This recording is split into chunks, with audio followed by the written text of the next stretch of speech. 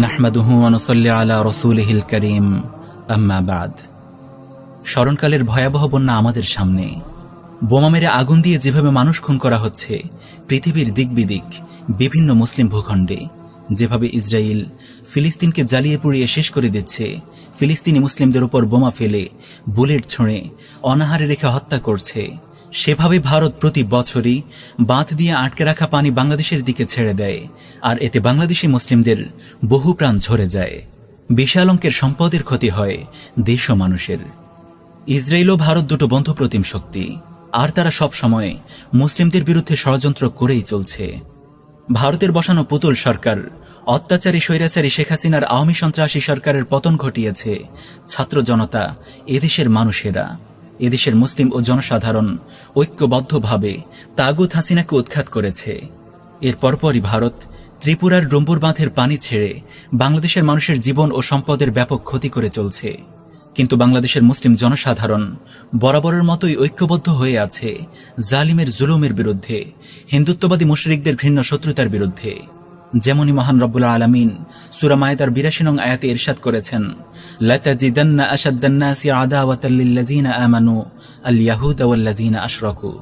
ঈমানদারদের প্রতি মানুষের মধ্য থেকে আপনি অবশ্যই সবচেয়ে বেশি শত্রুপরায়ণ হিসেবে দেখতে পাবেন ইয়াহুদী ও মুশরিকদেরকে।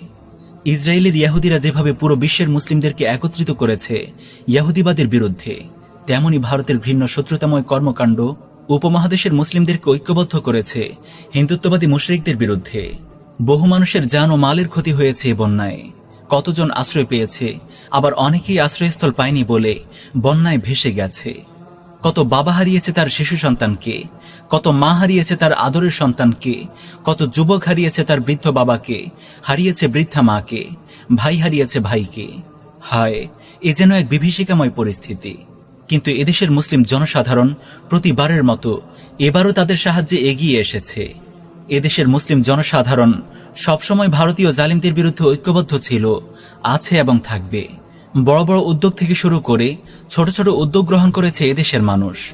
তাদের ভাইদের সাহায্যের জন্য এগিয়ে গিয়েছে এবং এগিয়ে যাচ্ছে, কেউই পিছিয়ে নেই।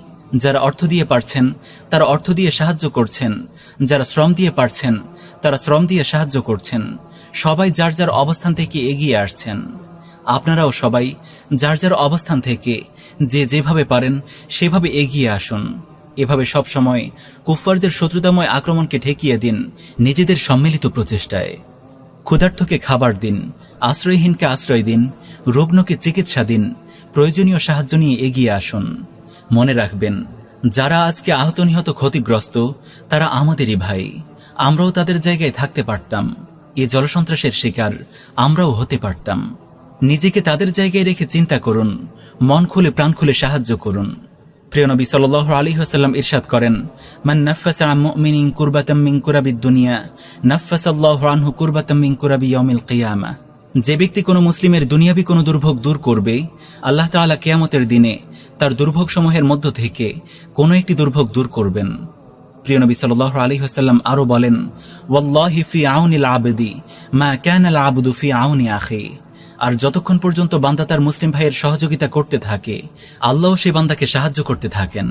সুতরাং নিজের মুসলিম ভাইকে সাহায্য করার অর্থ নিজেকে সাহায্য করা। ভয়াবহ বন্যার পানির মাঝে বোট নিয়ে দুর্গতদের উদ্ধার করতে যাওয়া আসলে নিজেকেই এর চেয়ে মহা বিপদ থেকে উদ্ধার করা। তবে এক্ষেত্রে কয়েকটি বিষয় খেয়াল রাখতে হবে। ১. সাহায্য করার এই মহান কাজে আমরা টিম গঠন করে কাজ করব। ২. পরস্পরকে কাজের সময় সাহায্য করব। ৩. উদ্ধার কাজে সমর্থবান ও দক্ষ সাঁতারু নিয়ে কাজ করব। ৪. এ বিষয়ে প্রয়োজনীয় প্রশিক্ষণ নেব এবং পড়ালেখা করে নেব। ৫. প্রাথমিক চিকিৎসার প্রয়োজনীয় সরঞ্জামের ব্যবস্থা রাখা সহ অন্যান্য দিকে খেয়াল রাখব। একদিকে এদেশের মানুষেরা বন্যার আঘাতে প্রাণ হারাচ্ছে, বহু মুমিনের হৃদয়ে রক্তক্ষরণ হচ্ছে তাদের ভাইদের এমন নির্মম ক্ষতি দেখে, আর ওদিকে ভারতীয় মালাউনরা সোশ্যাল মিডিয়া ও ইলেকট্রনিক মিডিয়ায় ট্রল করছে এ বন্যায় নিহত আহত ক্ষতিগ্রস্ত মানুষদের নিয়ে। শত্রুরা সবসময় এমনই করে।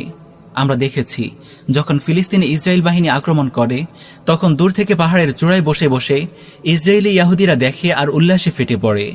ভারতীয় মিডিয়ার এমন আচরণ যেন সেটারই আরেক প্রতিচ্ছবি। তোমরা হাসছো, হাসো, আরো হাসো, কিন্তু জেনে রাখো শেষ হাসি মোমেনরাই হাসবে। আজকে ভারতের বিরুদ্ধে আমরা নানা জায়গায় প্রতিবাদী মিছিল দেখছি। একদিন এ তরুণরা, এ মুসলিমরা, এ উদ্যমী মানুষেরাই ভারতের জালিম পাশবিক ও নিষ্ঠুর শক্তির পরাজয় ডেকে আনবে। আল্লাহর জমিনে আল্লাহর বিধান বাস্তবায়ন করবে। প্রতিটি মাজলুম তার অধিকার ফিরে পাবে আর প্রতিটি জালিম তার শাস্তি বুঝে পাবে ইনশাআল্লাহ। ইনশাআল্লাহ সেদিন আর বেশি দূরে নয় যেদিন এ উপমহাদেশের আপামর জনতা সুখের হাসি হাসবে। মহান রব্বুল আলামিন আমাদের উদ্দেশ্যে ইরশাদ করেন, ওয়ালা তাহিনু ওয়ালা তাহজানু ওয়া আনতুমুল আ'লাউনা ইন কুনতুম মুমিনিন। তোমরা নিরাশ হও না, দুঃখ করো না, যদি তোমরা বিশ্বাসী হও তাহলে তোমরাই বিজয়ী হবে।